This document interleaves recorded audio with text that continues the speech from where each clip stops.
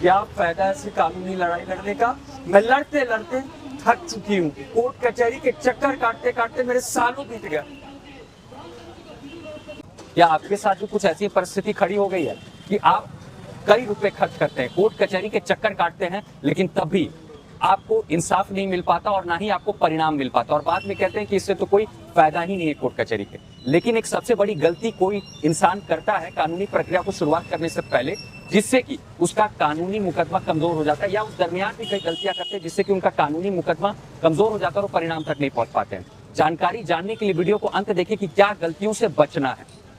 आज के समय में जब भी किसी के साथ अन्याय होता है तो वो एक शब्द कहता है कि I will see you in court, लेकिन कई बार लोग उत्तेजित होकर के भावनाओं में बह के बिना किसी दिशा और निर्देश लिए सही सलाह करके कानूनी कदम आगे बढ़ाते हैं। एक चीज याद रखिए कि महाभारत को सिर्फ बल से नहीं बल्कि बुद्धि और रणनीति के तहत जीता गया था। इसीलिए किसी भी कानूनी प्रक्रिया को शुरुआत करने से पहले आपको सही दिशा होना चाहिए, सही रणनीति होनी चाहिए, तभी आप अंजाम तक पहुंचा सकते हैं। नहीं तो कई बार हाथ मलना पड़ जाता है। कोई भी मुकदमे को शुरू करने से पहले सही अधिवक्ता जिस पर भी आप भरोसा करते हैं, एक सलाहकार से सलाह लेकर के कोई भी कानूनी कदम आगे बढ़ाएं। जहां पर लग रहा था महाभारत में कि पांडव के सामने एक से एक धुरंधर और एक से एक महारथी खड़े थे और लग ही नहीं रहा था कि ये जीत सकते हैं, बल्कि एक हारी हुई बाजी को सही रणनीति से श्री कृष्ण ने पलट कर रख दिया।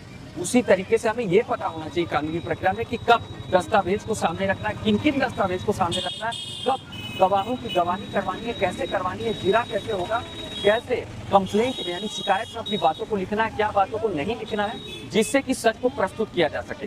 कानूनी लड़ाई में सिर्फ ये नहीं जरूरी होता कि आप सच को कैसे प्रस्तुत करते हैं, बल्कि सच्चाई से लड़ रहे हैं, बल्कि उस सच को कानून के अनुसार किस तरीके से प्रस्तुत किया जा रहा है ना, उस पर आपकी जीत निर्भर करती है। जिस तरीके से महाभारत में अगर आप देखें, एक सार था, द्रोण का सार था, जहां पर अश्वत्थामा मारा गया था, लेकिन वो अश्वत्थामा हाथी था या द्रोण का पुत्र था, उस पर एक रणनीति छुपी हुई थी। उसी तरीके से कानूनी प्रक्रिया में हमें कब बोलना है, कब नहीं बोलना है, कितना बोलना और कब चुप रहना है, यह पता होना चाहिए। इसीलिए सही सलाह लेकर के अपने सलाहकार से, योग्य अधिवक्ता से, जिस पर भी आप भरोसा करते हैं, चीजों को सही रणनीति के तहत आगे बढ़ाएं। नहीं तो बाद में पछताना सबसे बुरा होता है और आप कभी अंजाम तक भी नहीं पहुंच पाते हैं, और वो सबसे बड़ा जीवन का मलाल हो जाता है। याद रखिए, सच लड़ाई सिर्फ सच से नहीं बल्कि उस सच को किस तरीके से प्रस्तुत किया जा रहा है कानून के अनुसार, उस पर निर्भर करती है आपकी जीत।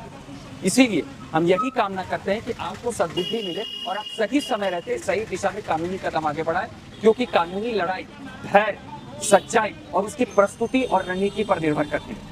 जय जगन्नाथ।